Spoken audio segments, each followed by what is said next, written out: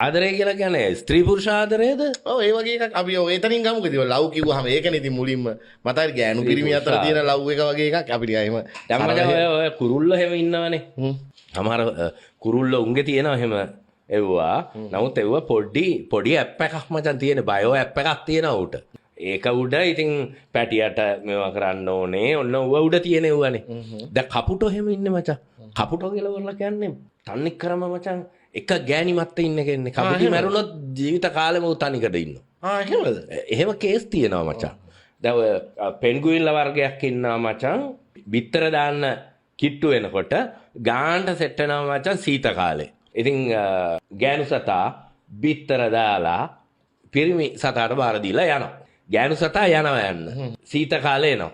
සීත කාලෙම අරයා මොන හරි ප්‍රෝටීන් ටිකක් කටේ දාගෙන කන්නේ නැතුව ගිලින්න නැතුව බිත්තර ටික රැකගෙන ඉන්නවා. එතකොට හරියටම සීත කාලේ ඉවර වෙනකොට බිත්තර පුපුලා පැටවු ටික එළියට එනවා. එතකොට කටට ඒ පැටවුන්ගේ කටට අර ප්‍රෝටීන් ටික දාලා පිරිමි සතා මැරිලා යනවා. එතකොට ගෑනු සතා එතෙන්ට එනවා.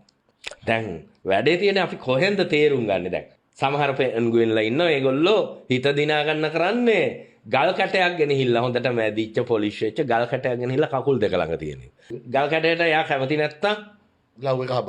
අහබක්. ඉතින් ආයි try කරන්න ඕනේ. අර වඩු කුරුල්ලගේ කුඩු හදනවා වගේ. ඉතින් ඒවා ඇතුලේ අපිට තේරුම් ගන්න බැරි ඒවාක් තියෙනවා දැන්. ඒවා තනිකරම පැවැත්ම යැපීම ඒව උඩ තමයි තියෙන්නේ. පොඩි බයෝ ඇප් එකක් නේ ඕක. සිස්ටම් එකක් හැදිලා තියෙනවානේ බයෝ. ඔය සමහර කුරුල්ලෝ ඉන්නවා වී කුරුල්ලා හැම ඌට ගෑනු ඉන්නවා 100 ගාණක්. 100,000 ගාණක් ඉන්න පුළුවන්. කොකා මචං එක පවුලක් කන ගම පිට එව්වත් මේන්ටේන් කරන එක්කෙනෙක්. හැබැයි Tamange ගෙදරට එනවා. හරි. ඉතින් ඕවගේ විවිධයි ඕක. දැන් අපි ඕක මිනිස් සමාජයට ගෙනාවහම දැන් අපි අරක ආදරය කියලා වල ගන්නවද ඒක සහජාශයත් එක්ක තියෙන කන්නේ අපේ. හැබැයි ඉතින් අපි උපමාවට ගන්න ඔය කුරුල්ල එහෙම නෙමෙයි නේද? අපේ ආදරය හරීම සංකීර්ණයිනේ ඔය සංකල්පය ඇත්තටම. නෑ ස්ත්‍රී පුරුෂ ආදරය කිව්වොත් අවසානයේ තියෙන මචං කොහමරි සෙක්ස් නේ. එහෙමද? එතකොට අරක බොරු. අර ප්‍රේම මේ රාගයෙන් තොර ප්‍රේමයක් තියෙනවා. මේක එක සඳ එළිය එහෙම තියෙන මානසික තත්වයකුත් තියෙනවා. එහෙම එක ස්ටේට් එකක් තියෙනවා. අපිට මිනිස් සම්බන්ධතාවල සංකීර්ණකම ඔස්සේ කිසිදු ලිංගිකත්වයකින් තොරව අපිට ඇති වෙන බොන්ඩ්ස් තියෙනවා. බැඳීම් තියෙනවා. එතකොට ලිංගිකත්වයේ යෙදුනත් නොයෙදුනත් ඒක ගැටලුවක් නෙවෙයි. ඒ බැඳීම තියෙනවා. හැබැයි ඒක යටත් අවසානයේ මානසිකව යම් ලිංගික එකක් තමයි තියෙන්නේ. දැන් අපි මචං වඳුරන්ගෙන්නේ අපි පරිණාමය උනේ පරිණාමවාදී හරිනා. එතකොට මිනිසා කරා පරිණාමය වෙන මේවවලදී ඔය මුලින්ම හෝමෝ ඉරෙක්ටස් කෙලින් වෙනවත් එක්ක මේ අප්‍රයිට් මෑන් කියන කෙලින් හිටගත්තු මිනිසාට කලින් නොතිබිච්ච අභියෝගයක් ආවා. මොකද ඉස්සර සංසර්ගයේ දුනේ සත්ත්ව රාජධානිය හැම එකම වගේ පිටිපස්සේ. දැන් මූණට මූණ සංසර්ගය දෙන්න ඕන. මේකෙන් පස්සේ තමයි අපි අද කතා කරන මේ යම් ආකාරයක ආදරය වගේ දේවල් යම් විදියකට විකාශනය වෙන්න ගන්නෙ. يعني අපිට මචං මූණට මූණ දකින්න කියලා කියන පොඩි ආක්‍රමණශීලී ඒ වගේ දෙයක් තමයි සත්තු හැටියට තිබුණේ. නමුත් දැන් කලින් මේ පස්සපැත්තේ ඉඳලා පස්සපැත්තෙන් කරනකොට ඔහේ මේවා කරලා දැම්ම හැකි මචං. ඒක සහජාශයක් නේ තියෙන්නේ. ආදරය කියලා වරලක් නැහැනේ. තමන්ගේ තියෙන මොනවා හරි ශරීර අවශ්‍යතාවය ඉෂ්ට කරගන්නවා. අපි ඒවට කියන්නේ බේසික් ඉන්ස්ටින්ක්ට් කියලා, ප්‍රාථමික ආශයන් කියලා.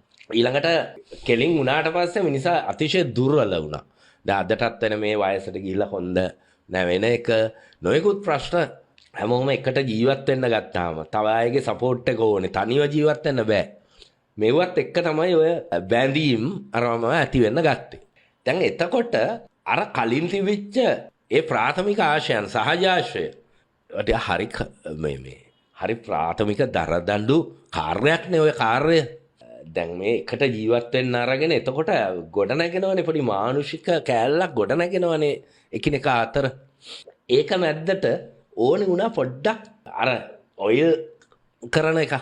දැන් ඔය ස්නේහය කියලා වරලා කියන්නේ ඔයිල් වලනේ. ස්නේහ ග්‍රන්ථි එහෙම කියලා වරලා අපි කියන්නේ මේ තෙල් නිෂ්පාදනය කරන ග්‍රන්ථිනේ.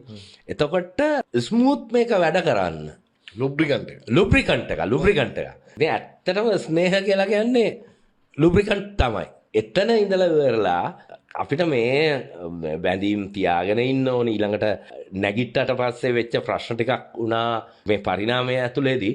අපිට තමයි දුර්වලම ලදරුවෝ ඉන්නේ.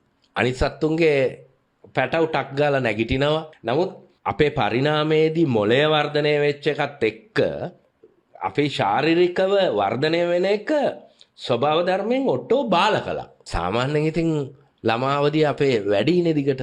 එතකොට මේකට ඕනේ වුණා අම්මයි තාත්තයි දෙන්නෙක් ඕනේ වුණා.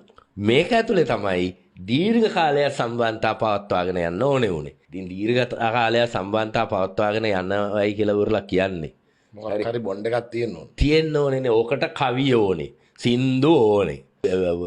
සමස්ත ಜಾති ඕනේ මචං මේක රොමැන්ටිසයිස් කරන. පාට ඉටිපන්දන් ඕනේ.